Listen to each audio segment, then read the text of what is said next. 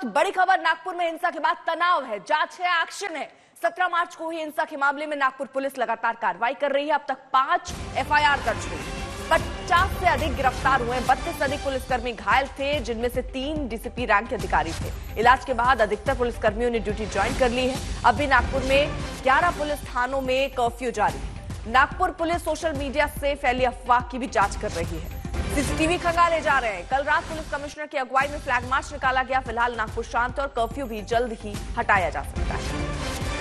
अब तक 50 लोग हिरासत में लिए गए। पुलिस कमिश्नर बार बार ये कह रहे हैं कि जो भी इसके पीछे है उसे छोड़ा नहीं जाएगा। सीसीटीवी खंगाले जा रहे हैं, सुराग तलाशे जा रहे हैं। उन्हीं सीसीटीवी और सुराग के आधार पर गिरफ्तारियां और लोग हिरासत में लिए जा रहे हैं। 5 एफआईआर देखिए अभी तक हो चुकी है, 50 आरोपी गिरफ्तार हुए हैं। तस्वीर में कई दंगाई कैद हैं और उन्हीं के आधार पर अब इनकी गिरफ्तारियां लगातार पुलिस कर रही है। शहर में भारी तनाव को देखते हुए फ्लैग मार्च भी किया गया है और कई इलाकों में कर्फ्यू लगाया गया है और सुरक्षा के पूरे इंतजाम वहां पर किए गए हैं उस रात की घटना के बाद। कहीं ना कहीं एक शार्प ऑब्जेक्ट्स उनके पास थे, तो अगर शांतिपूर्वक शहर नागपुर है जिसमें एकदम से दोपहर के बाद शाम का ही रिएक्शन है, तो इतने ऑर्गेनाइज तरीके से ये सारे लोग इकट्ठा कैसे हो पाए? सबसे पहले तो मैं ये बताना चाहूँगा कि शार्प जो वेपन्स या ऑब्जेक्ट्स बता रहे हैं ऐसा कुछ भी नहीं था, क्योंकि मैं खुद वहाँ पे हाजिर था, मेरी पूरी फोर्स वहाँ पे थी। और इसके अंदर जो है जो लोग जमा हुए, क्योंकि वो एक तो मिक्स्ड लोकेलिटी अगर आप देखेंगे वहाँ पे हिंदू मुस्लिम जो है वहाँ पे एरिया है और नैरो लेन से अगर बाई लेन्स आप देखेंगे तो मेन रोड के साथ में। और जो वहाँ पे जो पथराव हुआ है, पथराव क्योंकि वहाँ पे कंस्ट्रक्शन चल रही थी, वहाँ पे जो भी स्टोन्स थे वो वहाँ पे पड़े हुए थे, क्योंकि एंटिसिपेटेड नहीं था ये। तो कह रहे हैं कि जहाँ भी ये वायलेंस हुए हैं वहाँ पे अंडर कंस्ट्रक्शन साइट से ये पत्थर लिए गए हैं। बिल्कुल। और जो विजुअल्स वीडियोस में दिख रहे हैं ट्रक भर के पत्थर हैं, इससे विधान भवन में भी इसका देखेंगे तो उसके ऊपर एनएमसी लिखा हुआ है, वो जो उसको क्लीन किया गया है तो वो उनका है, तो इसको गलत प्रोजेक्ट ना किया जाए, ऐसी मेरी रिक्वेस्ट रहेगी आपको। You think it was a preplanned thing और you think it was spontaneous? See I won't be able to comment at the moment कि ये प्री प्लान था, क्योंकि उसके रीजन ये है, क्योंकि अगर वैसा होता, प्री प्लान होता तो वो वेपन्स उस तरह के यूज करते। अगर इसमें है ऐसा तो सोशल मीडिया पे क्या क्या हुआ, वही हमारी चीज चल रही है अभी इसमें इन्वेस्टिगेशन, कि इसमें प्री प्लान था तो इसमें क्या क्या कंटेंट्स थे। और हो सकता है वो प्री प्लान हो तो उसको कम से कम हमको इन्वेस्टिगेशन में वो ढूंढना पड़े, तभी उसके बेसिस में मैं बोल पाऊंगा कि हाँ इसमें इस तरह का इश्यूज इन्वॉल्व दिख रहे हैं। ये सवाल इसलिए सर क्योंकि किसी भी स्पॉन्टेनियस राइटिंग में कोई सीनियर पुलिस ऑफिसर के ऊपर कभी इस तरह का हमला नहीं होता है जिस तरह से आपके डीसीपी के ऊपर कोयते से वार किया गया है। गहरा घाव है, एक सिटीजन ओरिएंटेड या ऐसी कोई प्रोटेस्ट है जो वायलेंट हो गई है, उसमें हाई लेवल ऑफिसर जो कि इस वक्त यूनिफॉर्म पहना हुआ है, हार्डन क्रिमिनली ऐसा कर सकते? बिल्कुल आप सही बोल रहे हैं, हार्डन क्रिमिनल, और इसमें कोई रिलीजन इन्वॉल्व शायद नहीं हो सकती। दूसरा इसमें ये कहना है कि इसमें एक वो इंसिडेंट छोड़ दिया है क्योंकि वो अरेस्ट करने के लिए उनकी टीम के साथ में वहां पे गए थे, तो इसमें कोई क्रिमिनल जो है उसने उनके ऊपर अटैक किया, अब उसको उसके ऊपर उस हिसाब से कार्रवाई की जा रही है। तो गिरफ्तार किया गया सर जिसने हमला किया था डीसीपी? क्योंकि ये लोग सब जो 8 से 10 लोग थे डीसीपी और उनके साथ में जो लोग थे, तो ये हुआ तो एकदम से मार के वो भाग गया। मुस्तफा हमारे साथ, हमारे सहयोगी इस वक्त जुड़ भी चुके हैं। मुस्तफा जरा बताइए अभी तक जांच में क्या क्या खुलासे हुए हैं और कितने लोग अब तक जब हम बात कर रहे हैं गिरफ्तार हो चुके हैं? जी बिल्कुल, जैसे बात हो रही थी कि 6 एफआईआर होकर तकरीबन 50 से ज्यादा लोग जो हैं वो गिरफ्तार हुए हैं, उनको 21 तारीख तक पुलिस कस्टडी में भेजा गया है। इसके साथ ही साथ कई ऐसे लोग हैं जिनकी शिनाख्त और सर्च अभी भी शुरू है। ये परसों रात की जो वारदात हुई है उससे रिलेटेड है। उसके साथ साथ क्योंकि दोपहर में बजरंग दल का एक प्रोटेस्ट हुआ था जिसमें कई आपत्तिजनक वीडियो सामने आए थे, उसके बाद ही हिंसा भड़की थी ऐसा आरोप है, इसीलिए वहां पर उस केस में भी एक एफआईआर हुई है और उनके जो वर्कर्स हैं उनकी गिरफ्तारी जो है वो बाकी है। दूसरी ओर आप कहेंगे कि जिस तरह से हम मौजूद हैं महल इस इलाके में, तो ये दुकानें बंद है, यानी कि आप कह सकते हैं कि जो स्थानिक बिजनेसमैन है, व्यापारी हैं, उनको भी हर रोज किसी न किसी तरीके का नुकसान जो है वो हो रहा है। तो ये कर्फ्यू सामान्य स्थिति होने के बाद कर्फ्यू का हटना ताकि सारी चीजें फिर से खुल पाए, ये एक तीसरी चीज आप कह सकते हैं कि इम्पोर्टेंट है। और चौथी और इम्पोर्टेंट बात ये रहेगी कि ये एकदम से हुई हुई प्रोटेस्ट है स्पॉन्टेनियसली, या फिर कोई प्री प्लान्ड कॉन्स्पिरेसी के तहत है? इतने सारे लोग कहाँ से आए थे, कौन लोग थे? अगर किसी तरह का शार्प वेपन जैसे वीडियोस में दिख रहा है तो वो उनके हाथ में कहाँ से आया था? और दूसरी बात ये कि क्या ऐसा इंसिडेंट इसके आगे भी हो सकता है क्या? क्योंकि जो इंसिडेंट हुआ नागपुर में, उससे इंटेलिजेंस एजेंसी हो, पुलिस हो, उनको एक बड़ा झटका लगा है। नागपुर में 350 साल की हिस्ट्री में बताया जा रहा था कि ऐसा कोई इंसिडेंट नहीं हुआ था, लेकिन अब हो चुका है तो ये एरिया सेंसिटिव हो जाते हैं। तो इसके लिए आगे चलकर लॉ एंड ऑर्डर की कैसी तैयारियां की जाए, 4 से 5 जो चीजें हैं इस पर इस वक्त नागपुर पुलिस काम कर रही है। जी। और डीसीपी क्या कह रहे हैं? आपने ही उनसे बात की, वो हिस्सा भी जरा सुनवा देते हैं। नागपुर के कुछ इलाकों में अभी भी कर्फ्यू जैसी स्थिति देखने के लिए मिल रही है। इस वक्त हम महल इलाके में हैं। नागपुर पुलिस के जोन 2 के डीसीपी राहुल मदने सर हमारे साथ हैं। सर, आज भी देखा जा रहा है दुकानें बंद है जहां पर वायलेंस होता है उन इलाकों में, तो अभी भी कितनी ऐसे पुलिस स्टेशन की जुरिडिक्शन है जहां पर ये कर्फ्यू लगा हुआ है? कितनी पुलिस फोर्स डिप्लॉयड है? जहाँ जहाँ सेंसिटिव एरिया है, लगभग 10 पुलिस स्टेशन के अंडर जो सेंसिटिव एरिया है, और जहाँ उस परसों जो राइट हुआ, जहाँ दंगा हुआ, उस सब एरिया में आज भी कर्फ्यू वही सेम चालू है।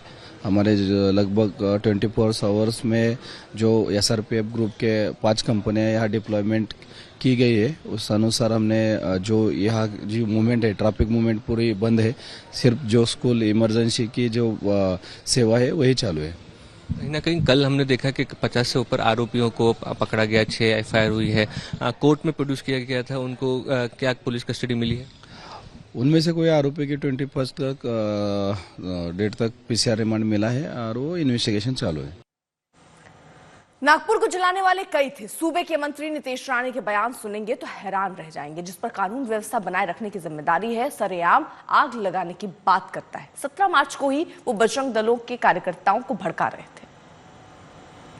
आज आपल्या विश्व हिंदू परिषद असेल की आपल्या हिंदुत्वरी संघटनेने औरंगजेबाच्या कबरीबद्दल एक हात केलेली आहे। आज महत्त्वाचा दिवस आहे त्या संदर्भात। मंत्री म्हणून मी त्या बाबतीमध्ये किती थोबाड करू शकतो या मर्यादा आहे। पण तुम्हाला माहिती आहे, कुठेही असतो तर आज मंत्री आहे उद्या नाही, पण मरेपर्यंत हिंदू असेल हे लक्षात ठेवून मी काम करतोय।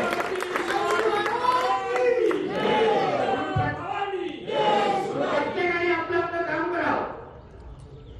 सरकार म्हणून आम्ही फक्त काम करणार, हिंदू पोलीस संघटना म्हणून तुम्ही तुमचं काम करा। बाबरी म्हणजे तोडत असताना आपण दुसऱ्याला विचार करतो नाही। आपल्या ग्रामसेवकांनी योग्य ते काम केलं, सरकार म्हणून त्यावेळी योग्य ती भूमिका राज्य सरकारने घेतली। त्याची जागा पुनरावृत्ती करायची असेल तर हीच ती वेळ आहे। नीतीश राणे के बयान पर कांग्रेस ने सीएम फडणवीस को घेरा। कांग्रेस नेता नाना पटोले ने कहा कि सीएम उन्हें रोकते क्यों नहीं। सरकार में बैठे हुए मंत्री जो वोट लेते हैं, जब मंत्री बनते हैं तो उसका पालन वो मंत्री कर ही नहीं रहे, तो मुख्यमंत्री क्यों उसको रोकते नहीं? मुख्यमंत्री रोकते नहीं तो इसका मतलब ये है कि सरकार को ही हिंदू मुसलमान लड़ाई करवाना है और इसलिए ये खेल चल रहा है। तेलंगाना के बीजेपी विधायक भी कम नहीं है। वो महाराष्ट्र जाकर जहर उगल रहे हैं और पूरा सिस्टम उन्हें निहार रहा है। 39 डेज हर दिन संभाजी महाराज का एक एक अंग काट कर ये कहा जाता था कि इस्लाम कबूल करेगा या नहीं करेगा।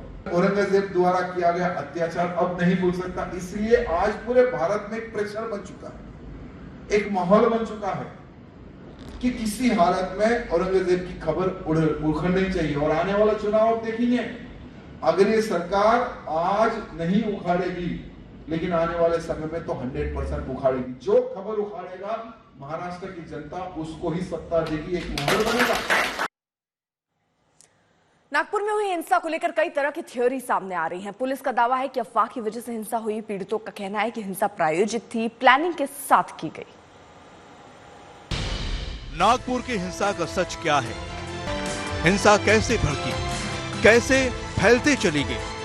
किसने हिंसा भड़काई, किसने आग लगाई? जितने सवाल उतनी ही थ्योरी। हाथ में बॉम्ब थे। हाँ। पेट्रोल पंप थे, उन्होंने पेट्रोल पंप से गाड़ी जलाई और विद इन सेकंड में गाड़ी जल गई। उसके बाद में फायर ब्रिगेड आई। हाँ। एक थ्योरी ये भी बताती है कि पूरी साजिश सुनियोजित थी। दंगाई तैयारी से आए थे, उनके पास तलवारें थी, पेट्रोल पंप था, ट्रॉली में पत्थर लेकर आए थे। पुलिस के मुताबिक हिंसा के पीछे अफवाह थी।